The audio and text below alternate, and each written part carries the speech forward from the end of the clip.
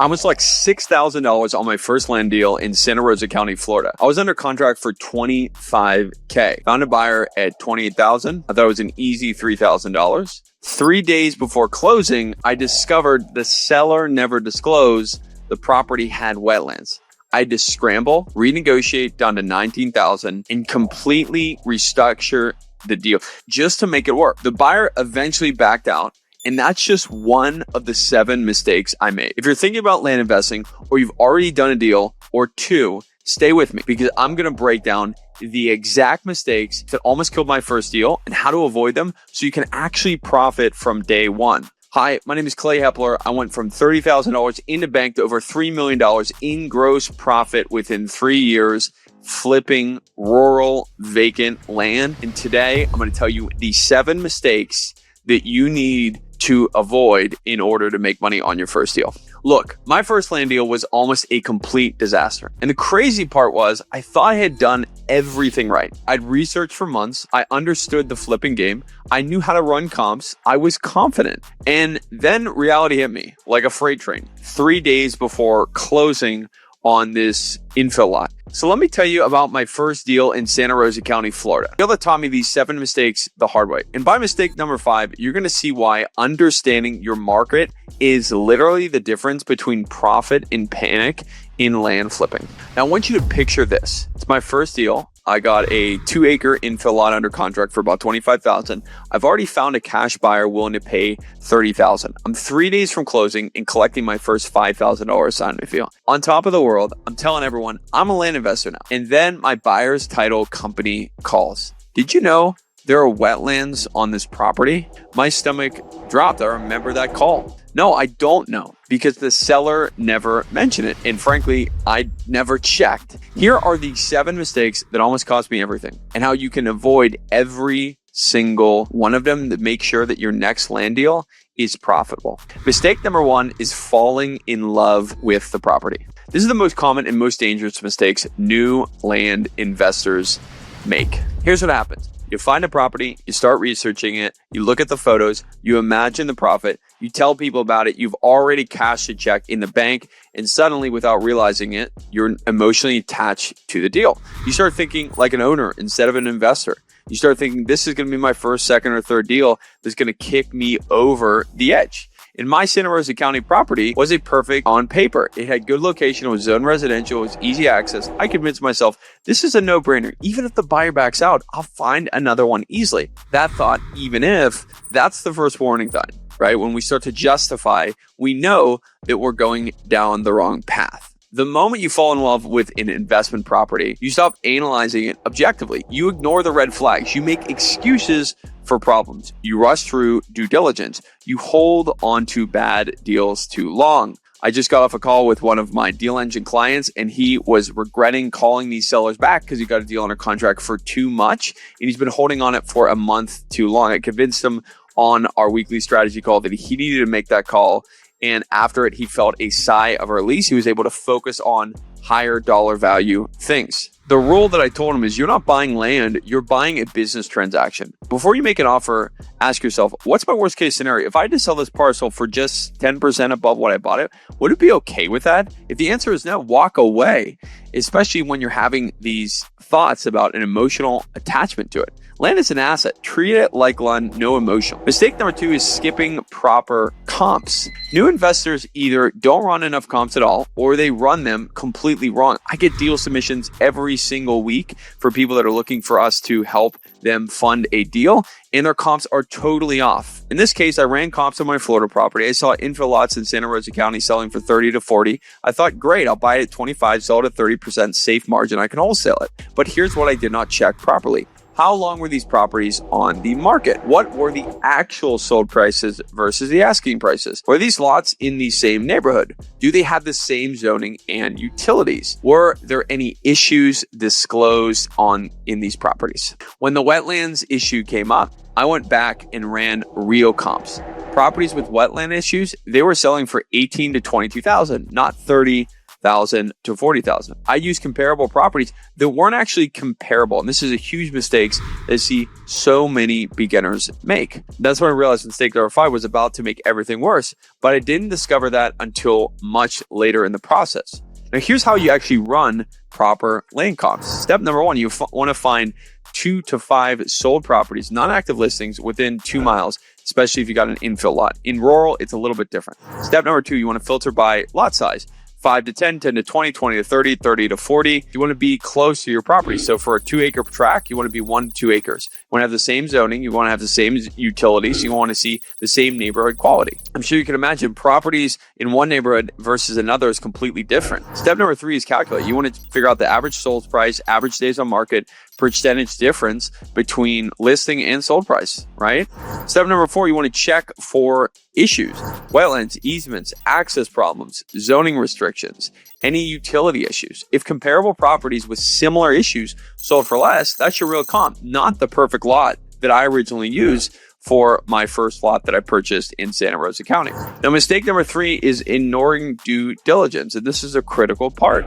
This is the mistake that almost killed this deal. So I had a 30-day due diligence period on this deal. You know how I said it? 1 through 15, I found my buyer and I got lazy. 15 to 25, I assumed everything was fine because I had a buyer. 26 to 30, I did basic title work and called it good. I never checked for wetlands. I never got an environmental report. I never perked the lot. I never walked the property thoroughly or had a broker do that. I didn't verify disclosures. I never checked counties for restrictions or health issues or any other things that could mess up the deal. I just assumed the seller would disclose everything, right? And then 3 days before closing, my buyer went through and walked the property and he figured there was a ton of wetlands on it. They had 2 wetlands up covering about 1 of the 2-acre lot, which meant that there was reduced buildable area, potential EPA restrictions, a lower value, and my buyer wanted to either renegotiate the property or he wanted to walk. So I had 72 hours to save this deal. I called the seller and I said, hey, did you know about the wetlands? I remember having that conversation. I was super nervous that I had a pit in my stomach. And they said, oh yeah, I know, but you never asked. That's what the seller said. So legally, they had no obligation to disclose in Florida. And that's why I specifically asked because it was an as-is purchase. That was totally my mistake. So I went back to my buyer and said, look, I didn't know about the wetlands. Now let me renegotiate with the seller and pass the savings on to you. So I called the seller back and I said, hey, I need to drop the purchase price to $19,000 because of the wetland issue, or I'm going to have to walk because you didn't disclose it. After some back and forth, the seller eventually agreed to $19,000, but my buyer at that point left me, right? He didn't think I was legit, which he was probably right. But I actually ended up making more money because we reduced the purchase price. And then when we purchased the property, we eventually purchased it. We actually ended up relisting it. Due diligence is really not about checking boxes. It's about discovering everything that can affect value. I think about due diligence as thinking, how can I spend the least amount of money to kill this deal, right? And so here is a 7-point due diligence system that we use now. Point number 1, title and legal. You want to order a title report. You want to check for liens, encumbrances, easements. You want to verify legal descriptions. You want to check for back taxes. Point number 2 is physical access, right? You want to do a physical site visit, whether it's through the CQT method, which I talk about with a broker. You want to verify legal access, deeded, easement, or prescriptive. You want to get document access quality. You want to check for any access disputes. This can be done at the county courthouse a lot of times or through the title company. Number 3, you want to check utilities. You want to call the power company. You want to check out the location and cost, the water district, whether it's well and municipal, septic requirements, and then get installation and quotes and perk a lot. Point number 4 is wetlands. You got to figure out with environmental. You want to figure out wetlands, FEMA maps, county GIS, site visits. You want to order a phase 1 if it's a larger property. You want to check with any contamination history. You want to verify flood zones. Point number 5 is zoning and buildability. You're going to figure out a zoning letter from the county. You can call them. It's pretty simple. Check any setback requirements from the county. Verify minimum lot size for structures. See if there's any restrictions on the lot itself and the slope of the property. Point number 6 is in market. You want to run proper comps with similar issues. You want to check absorption rate. You want to interview local agents using the CQT method. Point number 7 is survey and boundaries. We will order surveys for a lot of high value properties, whether that's because we're subdividing it or we're just ordering it to get an updated survey. Although I find it doesn't have a huge difference in what we could sell the property for. We always try to spend money on due diligence. Most of the time we're doing a perk test. If it's east of the Mississippi River, we will do a perk test. So in the case of this Florida deal, I had fallen in love with the property. I'd run incomplete comps. I rushed through due diligence here. I didn't check slope, buildability, although it's Florida, there's not a lot of slope. Wetlands. I was 3 for 3 on mistakes. But the next 4, these are the ones that affect actually every deal, not just the problem properties. I'm going to tell you about it in a second here. Mistake number 4 is overpaying because people say, hey, I can actually sell this, right? A lot of when wholesalers are coming over into the land flipping space, which I was a recovering wholesaler and house flipper, this is where they mess up, right? Because they think they can sell anything. And depending on the county that they're in, it gets really difficult to actually sell these properties, right? So a lot of land investors come from the house wholesaling world because they realize, hey man, this blue ocean. And in house wholesaling, you can flip a property or wholesale a property in 30 days or less. So they bring the same mindset to land. I'll buy it, I'll market it for 30 days, and I'll flip it easy. And we even find we're doing double closes nationally, but we even find this is hard to do. It's not really how land works. Lands take longer, depending on the market, to sell than houses, specifically if you're wholesale, if it's not on the market. What I see a lot of wholesalers do is they try to come in and they try to post into Facebook groups or even using land.com. We've done this in our business, and it's just not been nearly as effective as listing it with a broker. We find that 90% or greater of our deals end up selling with a broker. So we built out an entire disposition department, and we're kind of unrolling it right now, unraveling it, because it's not worth the time and effort. We'd rather just work specifically with a broker, right? So a broker is going to be able to help us sell these properties. So if we're trying to do off-market sales in a market in the middle of Alabama, it's going to be much harder for us to execute this deal.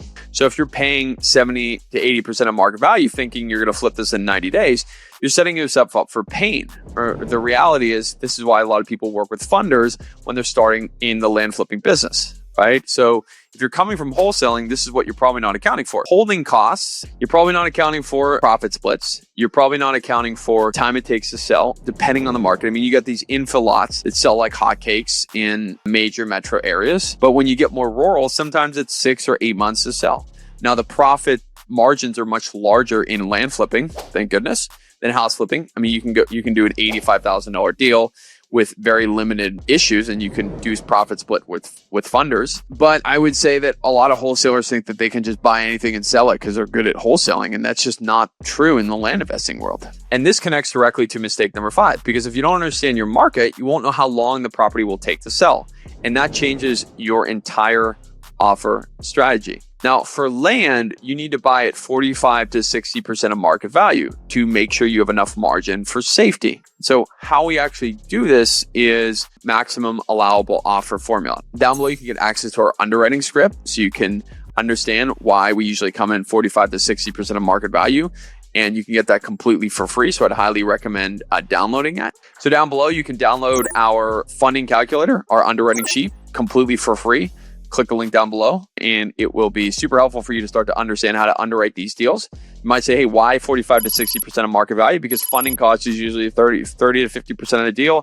You got transaction costs between 6 to 10%. Price reduction if market slows between 5 to 10. You want your profit margins and any buffer. And so in this case, that's why we want to be at this number. Plus, in land, we want to have a bigger profit margin per deal, right? So here's an example. You sell at 55 after 8 months. You purchase for 27.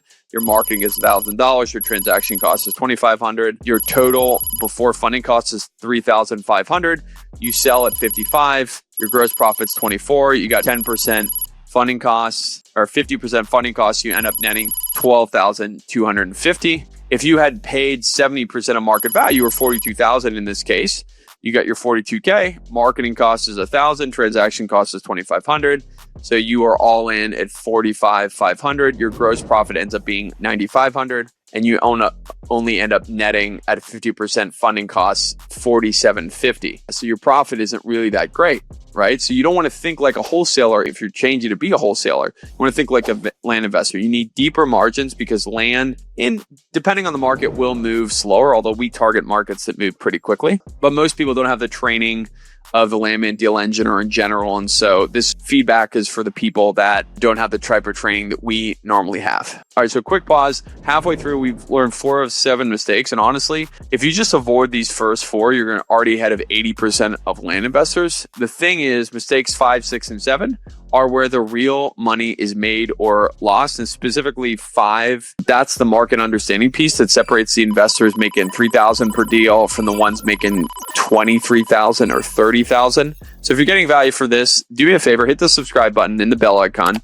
I release videos every single week breaking down real estate investing systems, real land investing systems, not theory. And when we're talking about mistakes, I actually put together a free ebook called The 10 Mistakes Costing Land Investors $50K that goes deeper than this video. It covers 7 different mistakes plus 3 more that I see crushing investors' profit, especially around title issues and closing problems. Links in the description. Grab it now. You can avoid all 10 mistakes before you do your next deal, and it's completely free. All right, so let's get into mistake number 5. This is the one about understanding your market and specifically why mobile home designated infill lots are absolutely gold. Mistake number 5 is not understanding your market. This is where land flippers lose absolutely everything. An infill lot in one neighborhood could be worth 25.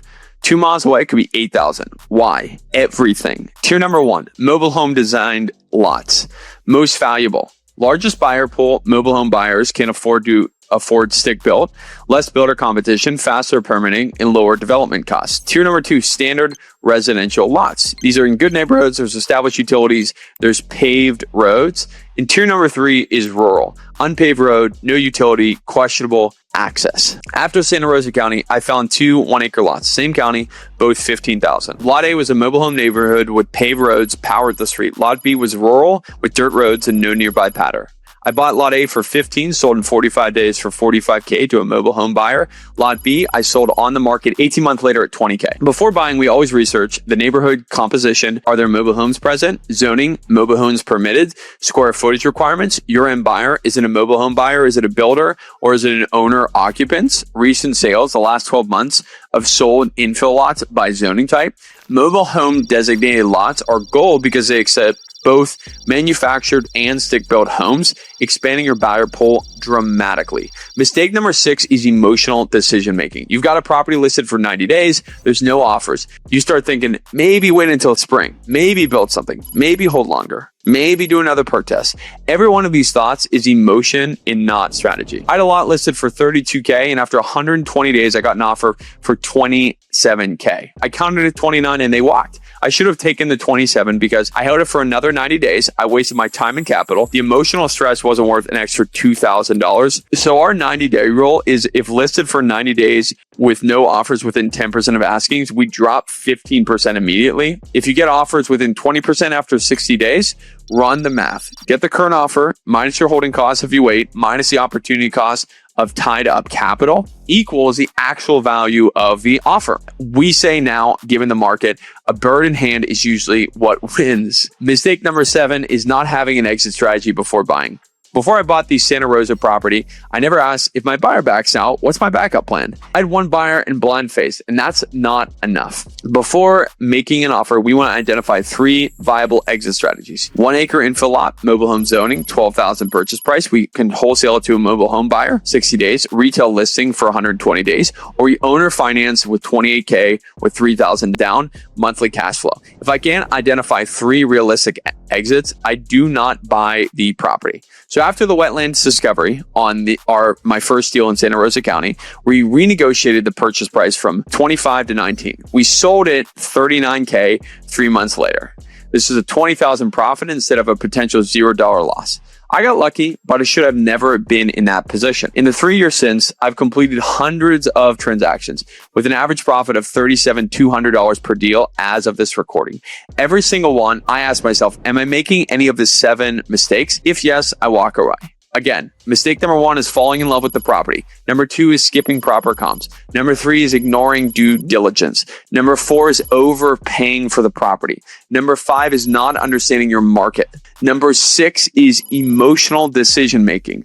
Take the deal in the hand. Number 7 is no exit strategy. We want to have at least 3 exit strategies. If you're new to land investing, you'll make mistakes, but you don't have to make these mistakes. The risk isn't land investing, it's land investing without a system. All these 7 mistakes are preventable. So do these 3 things. Study deals before making offers. Build systems, not hope. Checklists protect you. Stay disciplined. Emotional decisions lose money. And the last thing is hit subscribe. Every single week, I break down the top tactics for starting and scaling a successful and profitable land flipping business using tactics that we're actually employing in our business, not theory. And I'll see you So hit that subscribe button, leave a comment down below, download all the free stuff that we got in this video, and I'll see you in the next video.